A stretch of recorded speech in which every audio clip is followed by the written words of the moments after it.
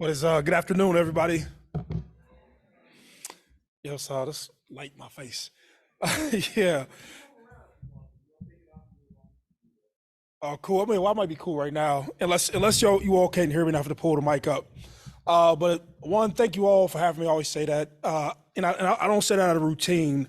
I say it from a place of not always having the privilege to either share my story or want to be invited on stages. And the more I've gone out and speak across the country or throughout the world in general, I do take every moment that somebody offers me the opportunity to speak seriously. But like anything else, man, I just want to share my journey with you all, let you all know who's talking about you, let you all know who's talking to you, but then also talk about Black man's brain health and just what I do in the mental health space in general. But I think the best way to do anything or to understand anything is to also understand somebody's story. But to make a long story short, man, I grew up in Youngstown, Ohio, and for those who have never heard of it, most of you probably have never heard of it.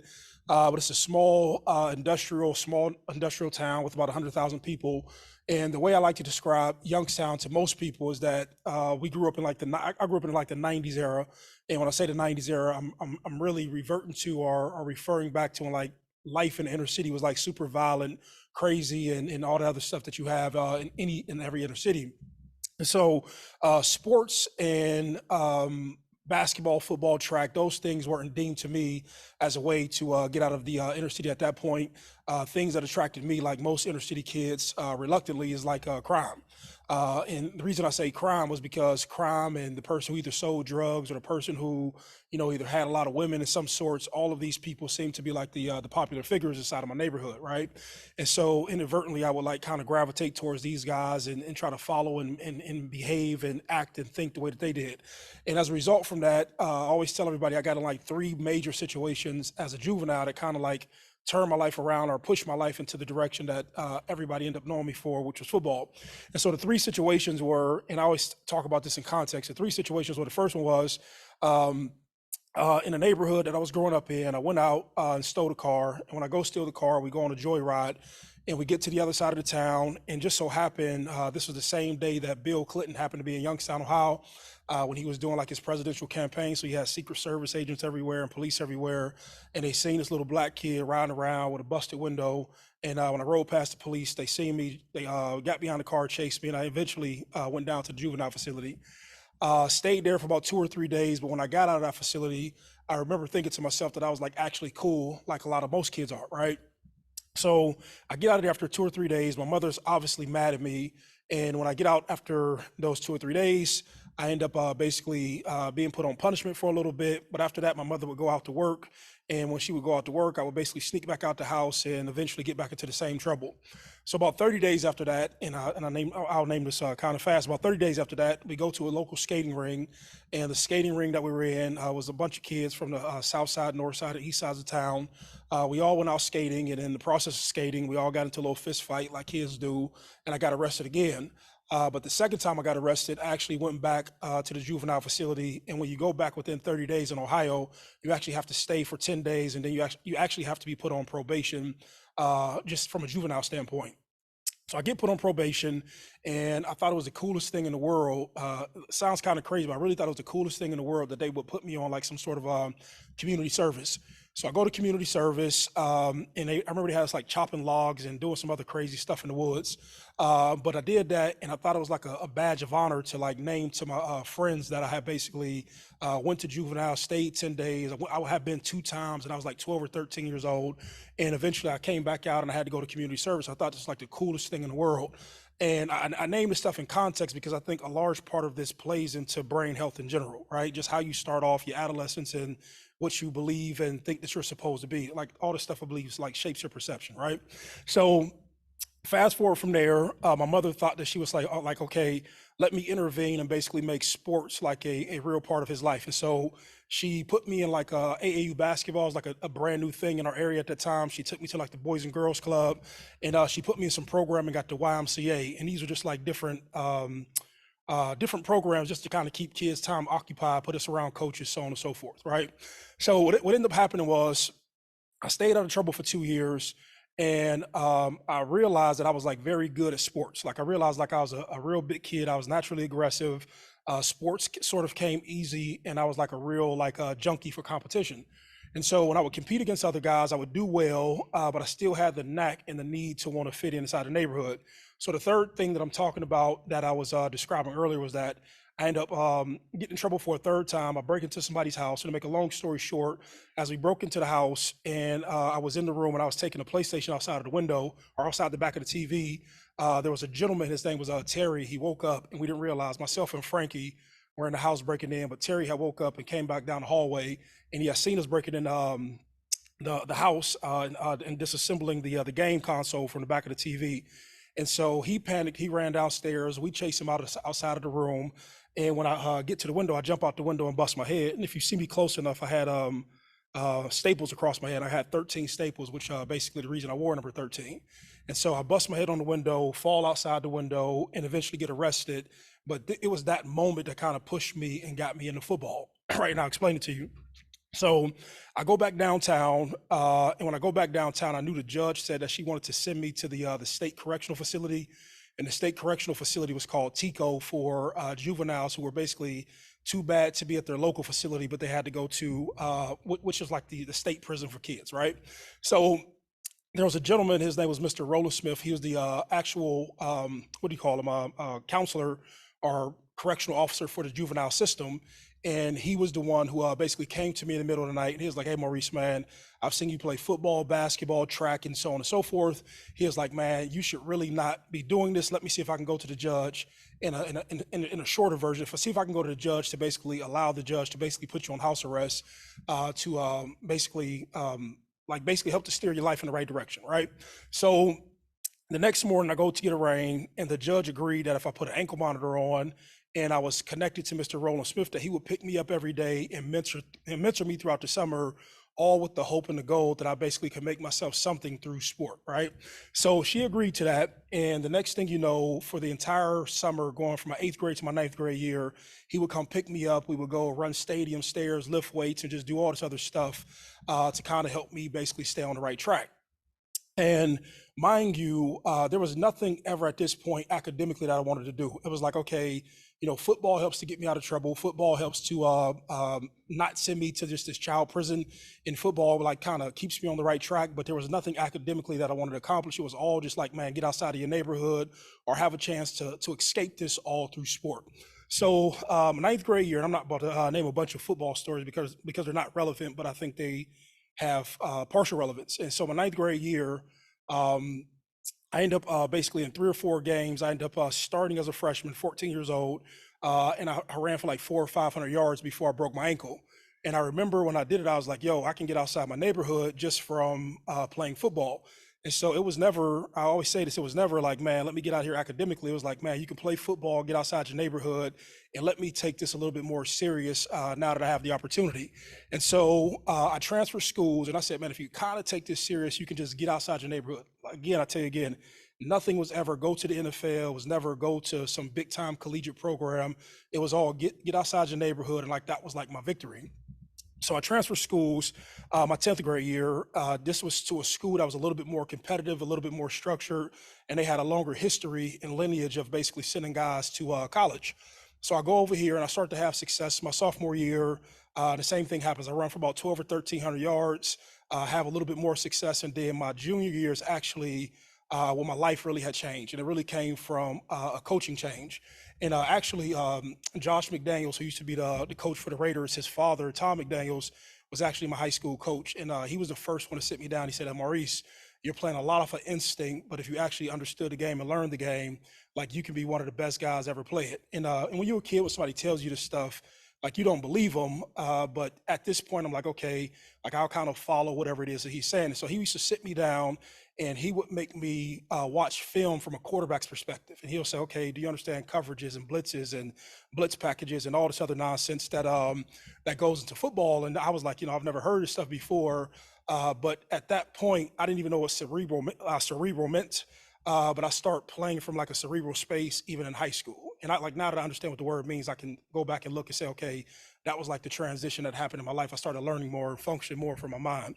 So junior year, senior year, I ended up basically having a ton of success. I won the National Player of the Year, the Gatorade Player of the Year, and everything that you can want to win, Mr. Football for Ohio. And I actually graduated early and went down to Columbus. And just for context purposes, even when I went to Columbus and I started to go to Ohio State, I had basically been pushed through school probably from the ninth grade. As long as you can play and as long as you can have 20,000 people watching you in high school, like people made sure that I was eligible. When I first took the ACT, I scored like a 13 or 14. And they made sure they facilitated and I got outside the neighborhood because they knew the circumstance that I had come from was just like that crazy. And it wasn't my mother who had done it, it was just the environment. Moms was going to work trying to provide for three boys. But sometimes when you grow up in the hood, just the surrounding circumstances can be a lot, right? So I ended up going to Ohio State, and when I got down there, just like any other kid, you start off at the bottom rung of the totem pole. But to fast forward and not make it about a bunch of football stories, I ended up starting as a true freshman for Ohio State as a running back. The first time it had happened since like 1968, and my life sort of changed. And I think just from a mental health standpoint, really after my first game. And what had happened was I go out my first game and I run for 175 yards and three touchdowns. And so, as an 18-year-old kid who used to walk around campus just as Joe Blow and somebody who had just come from the hood, and in all due respects, I really come out of the juvenile system to all of this like fame. I basically, went down here and I had a ton of success in my first game. And I think not even I think what happened. What I know happened was I remember I had this belief in my head, just from like, you're impressionable as a kid, and everybody in here is older, so y'all know what I'm talking about. I remember watching MTV Cribs, right? And I used to think to myself, I was like, man, y'all know what I'm talking about, right? Uh, everybody like got influenced by it in some, or you liked it at least, right? So I remember going to watch it, and I was like, yo, when you become famous, this is what you're supposed to do. You're supposed to like have cars, you're supposed to be cool, you're supposed to, go out party and do all this stuff. And I think like that's what I was trying to do or trying to emulate, because I think like even with most kids, I think like they may not know it, but you're trying to personify or copy what you think like success should look like, right? And so I was doing that. And the first two, three, four, 5 games, I remember where my focus went from me wanting to be a great football player, went to like, I want to enjoy all of this other stuff that has to do with off the field, right? I want to go out and hang out with women. I want to go out and party, and I want to be like the center of attention, because remember, the only thing I cared about was like just, you know, uh, neighborhood activities and just fame. It was like a very shallow experience, but it was like, everything that meant something to me. There's a lot of kids like that now.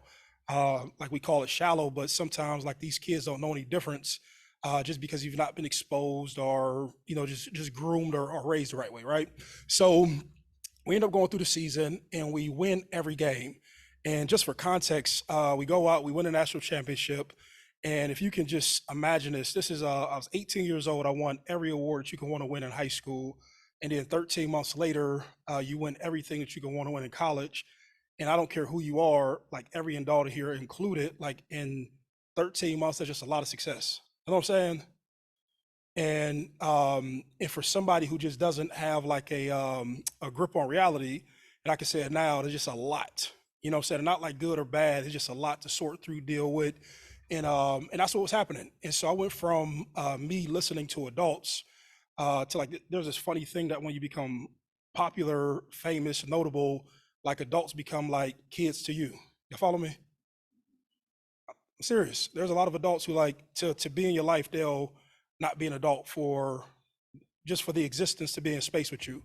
And you tend to like facilitate all the things that you want to do.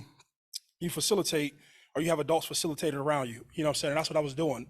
And I remember going into my sophomore year. This was kind of like when life got serious. When I was going into my sophomore year, I remember I went to my academic counselor, and his name was Darren Meeker.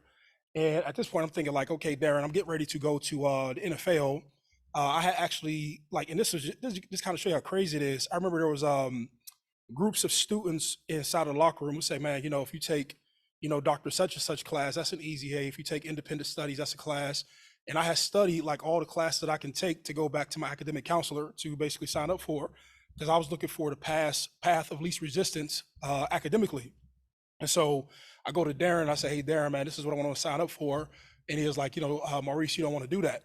There's usually people who try to stop you from self-destruction during your path, but you got to like have the awareness to like listen to them. And so I was basically going up there, and Darren was like, Maurice, don't do this to yourself. I know you want to go to the NFL, but just don't do this. And when I started signing up for those classes, that was like the start of like my downfall, right? And so at this point, and just for context, LeBron, he grew up 30 minutes away from me, 35, 40, whatever it is. So we all grew up together. LeBron's a year younger than me. And I remember when he was coming up, I was like, man, do you go to school and go to class, or do you go hang out and watch LeBron in high school? You know what I'm saying? Do you go on tour with, 50 Cent and Snoop? This one, 50 Cent had just come out with that album in the club. And I was like, man, I'm skipping class. And just like, the same little kid who was in the juvenile system and the same little kid who wasn't educated, that was the same kid behaving as this adult or pseudo adult, with success. And so what ended up happening was, fast forward through or going into my sophomore year. This is getting ready to go play my next season. The NCAA comes in and they investigate me, and I didn't think that the NCAA would like actually sanction me. I was like, man, they'll come in, they'll give me a slap on the wrist, maybe I have a game or two. But when they came in, they were just asking questions. Whatever they asked from 8 to 12 or 8 to 1, they would actually go investigate from like 1:30 to like 5 o'clock, and then they'll come back and ask me again the next day. And I didn't know that that's how it happened. And the more they came back and questioned me, the more they got frustrated because I just kept lying to them over and over again. And they was like, we're going to just have to quit wasting our time. We're going to suspend you. And I remember they called me over to the basketball arena and they suspended me. And I remember the first thing, her name is Dina Gardner. I don't know where Dina's at in life right now, but she's my friend now. But I remember they suspended me. She was like, Maurice, we're going to suspend you indefinitely. And I was like, man, I don't even know what indefinitely means. You know what I'm saying? Like 19, I was like, all right, I guess, you know what I'm saying? And then they hand you the stack of papers and like you basically signing your career away. You just got all these lawyers. And I'm like, I didn't even think all of this was going to happen. But that was like the first time, and just for context, all the other stuff was for context. This was the first time that I could literally say, shortly after that, like I go home, God rest his soul, Jim Brown was with me. But Jim Brown had went back to California. Jimmy Sexton, who was my agent at the time, he went to Tennessee. And my mother, she had to go to work, so she went back home. But this was the first time ever in my life that I could remember that I felt depression. So everybody was gone, everybody was back in their world, but I had had so much success and so much adulation and so much of everything to end a day. From that day of being suspended, I couldn't go back to football practice. So that's essentially like my friend group. I couldn't go back to school and take the courses that when you're athletes, you get priority scheduling. And so they wouldn't allow me to do the same priority scheduling now that I wasn't a football player. So they're making me take real classes. And I'm like, man, I can't do this work. I couldn't even get in here if I tried my hardest at this point. You know what I'm saying?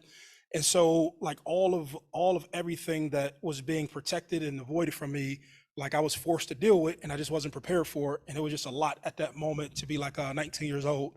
And so what ended up happening was, I remember being up at night, and I always describe this. I remember back in the day, you used to have those infomercials, like, if you're feeling stressed, lonely, depressed, sleepless, and all that stuff. I used to think that this stuff was a joke until I was like up in the middle of the night, like, man, I feel like all these symptoms, you know what I'm saying? And I was like, man, like am I depressed? I was like, I don't think that's a real thing, but like I was actually depressed. One of the symptoms is like you just playing the same events over and over and over again in your mind. And you keep on talking about them and you never move forward. And like that's what I actually was doing with my life. And so as a result from that, where partying for girls and partying for women became a thing to celebrate football, partying, drinking, drugging, and having a good time became like the replacement for all of the stuff that I lost with football, right? So it's a lot. If I'm coming from, makes sense, right? So people try to act like it don't mean nothing, but when you're an athlete, like if you're like a regular Joe Blow human being, ain't nobody like tap you on your butt, telling you good job. You know what I'm saying? Ain't doing it, right? You know what I'm saying? Ain't nobody saying like great hit, great catch, great run. And you don't realize, but you get like this micro dosing of like self-esteem, or like, I don't know what you call it. Somebody probably got better words than I do, but like nobody wakes up and like tell you they love you and great job all day. But when you're an athlete and you get built up off of that, you just think you think that's you. You don't know how to separate the two. And that's what was happening to me. I basically I went into a funk, and so I started to drink more, I started to drug more. But it's a fine line because I was having fun doing it. And I can see people in like an active depression where they party and think they're having fun, but really I can see like when people are suffering because like I've been through it. You know what I'm saying? And the world will trick you and then you'll market it different. Like, oh, it's 5 o'clock somewhere. I'm having a good time. I want to have a drink. Like, nah, Negro, you depressed. You know what I'm saying? I just been there, and I can only talk about it because I've been there before. But that goes on for 2 years, and what eventually ended up happening um, was I went to California, and I went to California because I was running from Ohio. Because every time somebody talked to me, they said, "Hey, Maurice, what are you doing with football? Or when are you going to get back in football?" And I didn't have any answers, any solutions, or I didn't know how to navigate out of that situation. So I went to California and ran, but all the habits and all of who I was, because literally like that 14-year-old kid and the person who played football, that's all I was in California. Um, just living life. And what eventually happened was I went to the, and so just for context, you have to be out of football for 3 years before you can go back to the NFL or get or be or be eligible to get drafted. And so I was out of football for 3 years, or I was out of football for 2 years. I played 1 year, won a championship. I set out 2 years, and then I went to the combine. I had a horrible experience at the combine, didn't perform well, but I eventually ended up getting drafted by Denver in the third round. And Denver, to their credit, I can never throw Denver up under the bus. Denver was actually the first team or the first people who tried to have some sort of mental health intervention with me. And the guy by the name of Ted Sunquist, he was the general manager at the time. He said, Maurice, like I love how you played, but can you sit down here with this sports psychologist? And I remember, I mean, just think about this, just to remind you, I think it's super important also, how you identify and what you call yourself is like, everything. And when I was playing football, I thought I was like a gangster playing football. I believed it in my heart. If you look at how I look at people on the field, if you check like my subtle movements, I thought like I was a gangster who put on pads and played football, right? And there's a lot of kids, believe it or not, whether they play basketball or football, based on their upbringing, those kids really believe that. It don't matter who they, it makes sense to y'all? Yeah, like it don't matter what team they got on, what they believe they are, that's what they think they are. And we ignore it because like it fits into like they make money for university. So we act like we don't care about it. You know what I'm saying? And then you say, oh, I'm surprised at Aaron Hernandez. I'm not, you know what I'm saying? If it's more kids actually who like that. You don't rev up your body, rev up your mind, hit somebody, go back down, hit somebody. Like that ain't normal. You know what I'm saying? It's not, you know what I'm saying? But we ignore it because it's like it's capitalism, right? So whatever. So what eventually happened was I go to Denver, and I don't know who this lady is. I wish I can meet her like modern day and understand what she was trying to do for me. But it was this lady, and she was an older white lady. And this is what I talk about, just being comfortable who you are, just knowing like what you are. And she was trying to talk to me, and I'm thinking to myself like, man, what is this old white lady going to say to me? Where I'm coming from? And so I'm like, man, I excuse my words, I'm this nigga from Youngstown, and it's this lady from Denver, Colorado.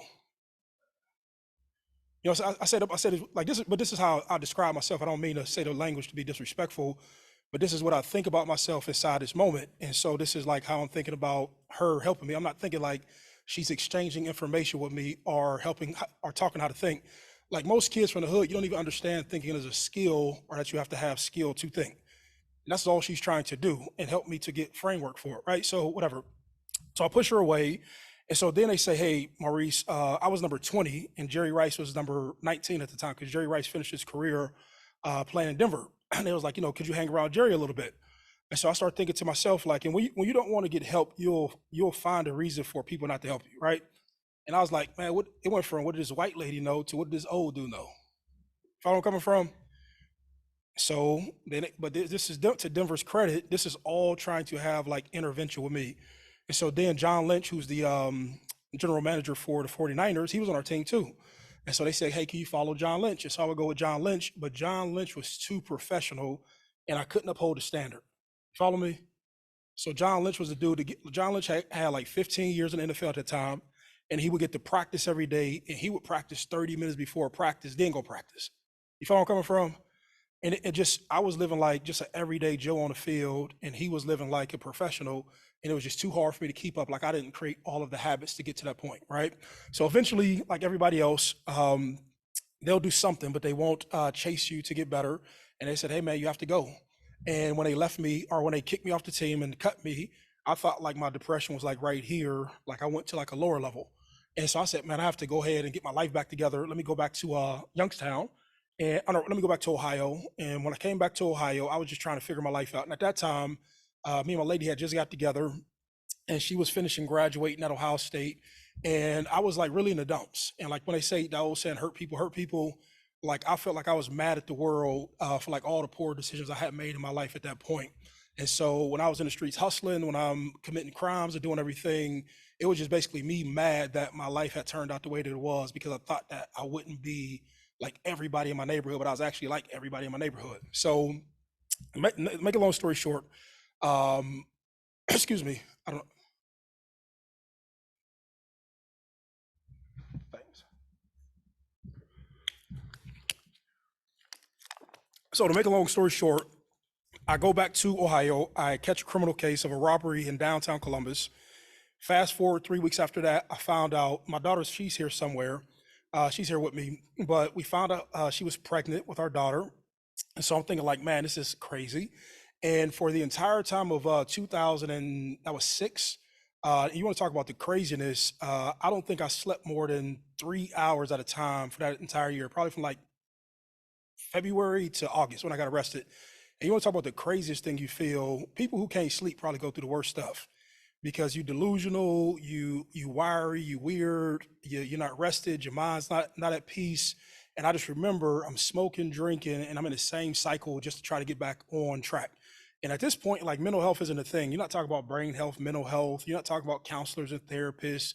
You're not talking about getting detox and all this other all of these supportive services that you have now. Like this wasn't even a thing at this point. And I was like, man, like there has to be help. Like, and I have like one defining moment. I remember, and even I'll talk about like just the reason I help people. I remember being in my mother's kitchen. Now this is after everything. My mother's going to work. I'm in the kitchen, and I remember sitting at the kitchen table. I was like, man, and I'll mince the words. I was like, man, like this can't be life. Like it has to be some help for this. Like we in America. Like I need somebody to help me figure this place out, or where I'm at in this space. Like you had a solution for everything else in life, but I was like, man, when you depressed and you in a funk, like there should be somebody to help to guide you out of where you're at. And I know that it's different because like I live different. I live success. I live happiness. I live joy. I used to be proud and responsible. So I knew like where I was at was temporarily, but I just didn't know how to, sort of get out of my own way. But what eventually happens is if you don't get out of that way, you'll continue to self destruct. So fast forward, I go to the August 9th, 2006. I end up going on a high speed chase, and I end up basically getting caught by the police. And if you ever seen, if you knew me from back then, I got caught with a bunch of guns and body armor and all this other nonsense. And so I call that like my divine intervention moment. It was the greatest thing I think that happened to me. I probably not probably I know I wouldn't be here in front of you all talking about this had that moment progressed. And so eventually they sent me to the county jail. And when I go to the county jail, the only thing that changes in my life is that the judge forces me to get a mental health evaluation. Excuse me. And this was somewhere late August 2006. And since 2006, I've been on mental health medication. Probably the greatest thing that I've ever done in my life. And I don't say that in any light way. So at this time, I'm locked down the first 7 months in the county jail for 23 hours out the day, and you literally have 20 minutes to go take a shower, another 20 minutes to use the phone, and another 20 minutes to go into another cell to exercise. And so I did that for my first 9 months. They ended up sentencing me to 7.5 years. So I get shipped to prison. I go to prison in Toledo, Ohio. It's a facility of like 3,000 men. To anybody who ever say that they've been to prison and they weren't intimidated like everybody else, they be lying to you. Just to go, and you go inside of these huge brick structures, and obviously everybody knows who I am. They know that I'm coming to the prison. But it was just, it's a time where you have to get your head, your mind, your spirit, and your soul in the right place to be able to make the most of the situation. And fortunately, and I just say like I actually skipped a part because I always talk about a part that helped me prior to going to prison. Inside of the county jail, I had never done any reading of any sorts. And when I was in the county jail, I would get an abundance of mail from people. And the mail would basically be like, hopefully you get your life on track, or I was a Ohio State alumni, I was a fan of yours. They would all talk about just these different things that I meant to them in their life. And they would all come from like an encouraging place. And there was a guy by the name of Adam Preston. who was getting released from the federal facility, and he gave me a book, and the book was As a Man Thinketh. And small 70-page read. I advertise it everywhere I go because I think like it was the foundation of why I'm even here in front of you. And at this point, I had never thought or never knew prior to this that thoughts were things. And I never knew that you can control your life by controlling your thoughts. I just thought life was just like a bunch of like random events. And this book will like went mechanically through how your thoughts are created. And I was like, man, I never thought about that. And even when they sentenced me to 7.5 years, after learning this, I was like, man, I don't really mind the 7.5 years because I knew I was starting something that I would be like happy that I could continue, right? And so I think like when your mind lines up, like God and the universe lines everything else up. So I go to prison, and when I get to prison, there was a guy by the name of Calicante, and Mr. Calicante, I should probably have him here one day. He's probably top three most phenomenal human beings I've ever met. And Mr. Conte was from Africa. He was from Sierra Leone. And Mr. Conte said, hey, my father was the chief of the village for about 15 years. And he said, when we would get things wrong in Africa, we would bring the people closer to the village. I can't even see that far.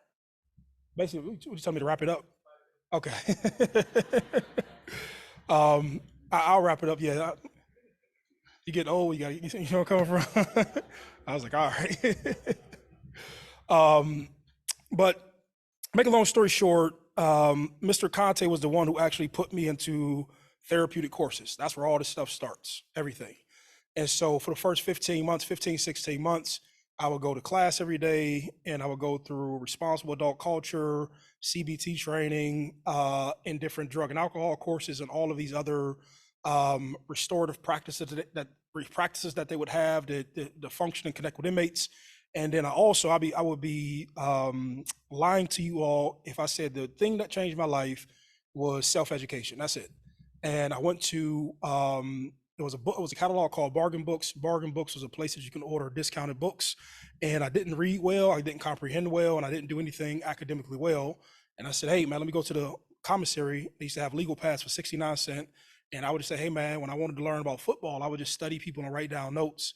And literally, I just would go in prison and just start reading and writing down notes and what made sense to me, what made me more conscious, aware, what increased my vocabulary. I would read stories about people's success, investing, any and everything, all business.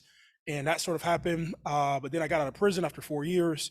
I ended up starting the Red Zone, which is a behavioral health organization in 2015, 16. Yes. And started and literally I started it, just to be clear, to help just young kids in inner city. Had nothing to do with anything else. I said, hey man, I want to help younger kids in inner city, but also knew from my past with drinking and drugging that I knew that it was mental health and addiction services. So I started with housing with adults and mental health services for kids. And so I don't know, maybe about 600 kids on a weekly basis. We help with all mental health needs throughout the community. And the reason I believe it's important to me, I think just if thinking or the skill to think, just like football, where you'll have a ladder, a speed ladder, a football, there's every gadget for a kid to learn how to play football, with the chances of making it professionally are like nil. I just thought that being in a position to help add a service for thinking, essentially thinking and self-governing, I thought that would serve kids a lot further or more than me going back home and trying to open a gym and try to teach kids on how to play a football or a sport. And from there, we've been doing that. I've gotten into other entrepreneurial ventures. Own probably about 40 medical practices throughout the state of Ohio, everything from vascular surgery centers to podiatry services and other primary care services. That's a tribute to being in better physical health and mental health and self-education and having the ability to do that. I've been with my lady 18 years, 19 years. Our oldest daughter is here. She's somewhere. I don't know where she's at. Oh, she's back in the booth waving her hands. Yeah. So, and then COVID came and we had two more kids. That's crazy, right? Yeah, too much time in the house, right? So, hope my daughter plugged her ears, right? So, yeah, but she's back there in the back. She graduated last year. I'm proud. She graduated at 16. She took a gap year because she was so young, and she accelerated through school. She's a lot smarter than me, anything academically. but she took her gap year. She wants to be in film production, so I brought her here to try to get some exposure of just either seeing this. There's another talk show. Not talk show. I do like something else. If you ever see Cameron and Mace, they have a podcast called "It Is What It Is." I'm the guest on every Thursday, so we were there last night and just laughing, joking, and hanging out. But again, like I say, thank you for inviting me. I'll be around and stick around. We have 5 minutes and be tight on time, but I'm very talkative, as you can see. I'll sit up here for 2 hours and talk, but I don't know. That's my life, man. I'm proud of the work that we do. I'm proud of the people that we connect with, and for all the kids who pass through us. I hope that they can say that they connected with our program at some point, and I want our program to be like Mr. Conte, Bob Eckhart, and other people that made an impact on me and helped me to change my life. I'm hoping that we can do that with people in their mental health and they don't have a chance to, ignore or push away to help the way I did when I was younger. So thank you all for being here.